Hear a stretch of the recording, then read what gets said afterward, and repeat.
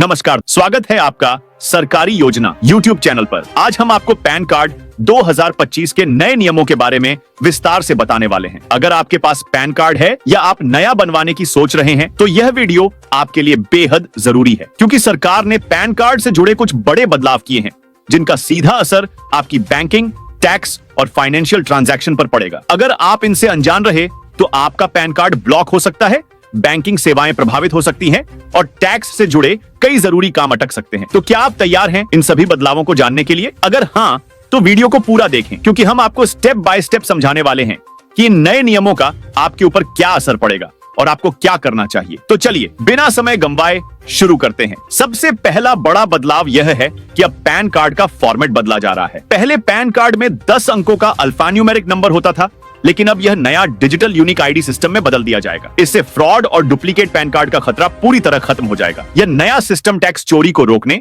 और बैंकिंग प्रक्रिया को और अधिक सुरक्षित बनाने के लिए लाया गया है। अगर आपके पास पुराना पैन कार्ड है तो चिंता मत कीजिए, सरकार आपको इसे अपडेट करने का समय देगी। दूसरा सबसे अहम बदलाव आधार पैन लिंकिंग को लेकर आया है। सरकार ने 2025 से आधार और पैन कार्ड को लिंक करना पूरी तरह अनिवार्य कर दिया है। पहले यह ऑप्शनल था, लेकिन अब अगर आपका पैन आधार से लिंक नहीं होगा तो यह ऑटोमेटिक रूप से निष्क्रिय कर दिया जाएगा। इसका मतलब है कि आप बैंक में बड़े लेन देन नहीं कर पाएंगे, आईटीआर फाइल नहीं कर पाएंगे और कई सरकारी योजनाओं का लाभ नहीं उठा पाएंगे। अब सवाल यह है कि आधार से पैन लिंक कैसे करें? इसका तरीका बेहद आसान है। आपको बस इनकम टैक्स की आधिकारिक वेबसाइट पर जाना है, लिंक आधार ऑप्शन पर क्लिक करना है, अपना पैन और आधार नंबर दर्ज करना है, ओटीपी डालना है और प्रोसेस पूरा होते ही आपका पैन आधार से लिंक हो जाएगा। तीसरा बड़ा बदलाव यह है कि अब हर पैन कार्ड में क्यूआर कोड होगा, जिससे पैन कार्ड को स्कैन करके तुरंत वेरीफाई किया जा सकेगा। इससे बैंकों और अन्य वित्तीय संस्थानों को आपका डेटा वेरीफाई करने में कोई परेशानी नहीं होगी और फर्जी पैन कार्ड का खतरा पूरी तरह खत्म हो जाएगा। चौथा बड़ा बदलाव सरकार ने डेटा सिक्योरिटी को लेकर किया है। अब सरकार ने एक पैन डेटा वॉल्ट नामक सिस्टम लॉन्च किया है,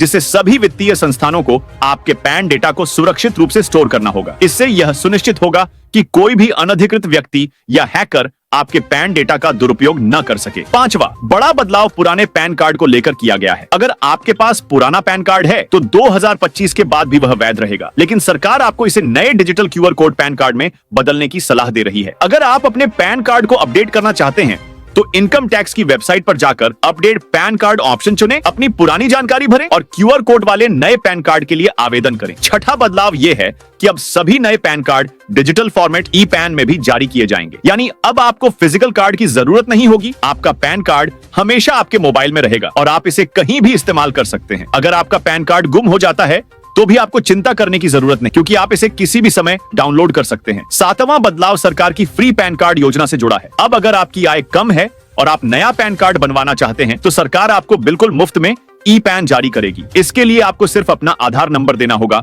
और 2 मिनट में आपका पैन कार्ड डाउनलोड हो जाएगा। आठवां बदलाव फर्जी पैन कार्ड रखने वालों पर कड़ी कार्रवाई को लेकर आया है। अगर कोई व्यक्ति फर्जी पैन कार्ड बनवाता है या किसी और के नाम से इसका इस्तेमाल करता है तो उस पर भारी जुर्माना लगाया जाएगा और हो सकता है कि उसे जेल की सजा भी हो। नौवां बड़ा बदलाव बैंकिंग सेवाओं में पैन कार्ड की अनिवार्यता से जुड़ा है। अब 10,000 रुपए से ज्यादा के किसी भी बैंकिंग लेन देन के लिए पैन कार्ड अनिवार्य कर दिया गया है। अगर आप नया बैंक अकाउंट खोल रहे हैं, 50,000 रुपए से ज्यादा की नकद निकासी कर रहे हैं, लोन ले रहे हैं या फिर कोई बड़ा फाइनेंशियल ट्रांजैक्शन कर रहे हैं तो बिना पैन कार्ड के अब यह संभव नहीं होगा। 10वां और सबसे बड़ा बदलाव टैक्स नियमों को लेकर है। अब सरकार ने टैक्स चोरी को रोकने के लिए पैन कार्ड से जुड़ी नई ऑडिट प्रणाली लागू की है। अगर कोई व्यक्ति टैक्स चोरी करता है और पकड़ा जाता है तो उसका पैन कार्ड ब्लैकलिस्ट कर दिया जाएगा, जिससे वह किसी भी तरह की बैंकिंग और फाइनेंशियल सेवाएं नहीं ले पाएगा। तो दोस्तों, ये थे 2025 में पैन कार्ड से जुड़े 10 बड़े बदलाव, जिनके बारे में आपको जानना बेहद जरूरी था। अगर आपने अभी तक अपने पैन कार्ड को अपडेट नहीं किया है तो जल्द ही कर लें, ताकि आपको किसी भी परेशानी का सामना न करना पड़े। अब आपके पास 2 ही ऑप्शन है, या तो आप अपने पैन कार्ड को सही समय पर अपडेट करवा लें